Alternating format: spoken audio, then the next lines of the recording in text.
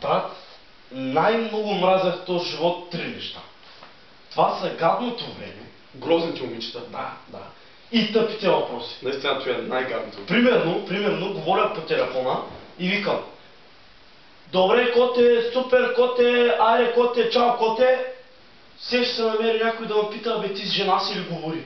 Викам: не бе, с котката говорих. Имам една котка вкъщи, научих я да говори, сега ми звъни по телефона. Или аз с моята отивам в ресторанта и оня: желаете ли маса?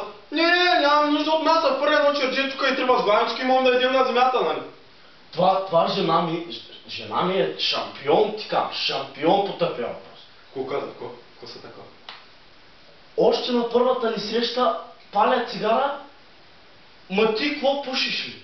Викам: не бе, изпращам димни сигнали на моите индианци. Ти чувствай, моето още Тъпи въпроси. Стоя си аз в кухнята и реже саламче, нали, гладен съм като куче. И нас: мъж ядеш ли?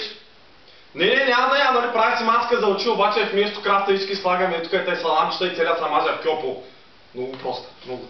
Това освен да задава тъпи въпроси, са и царици на тъпите констатации. Той наистина е много вярно. Стоим в нас, гледаме телевизия една вечер, спира изведнъж телевизор, печка, хладилник, всичко спира.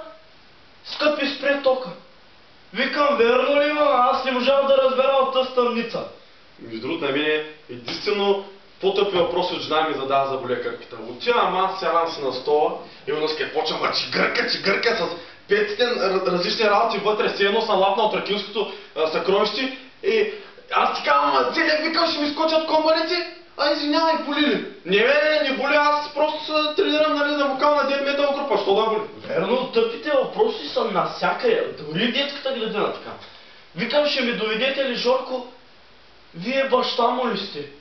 Викам: не бе, аз съм баба му, па дядо му е пластичен хирург и се прави майтапи с мене докато спа. Тъпи въпроси така. Навсякъде има. Или пък в транспорта. Отивам аз при нас и даваме билетчето да ви го продупча, ли?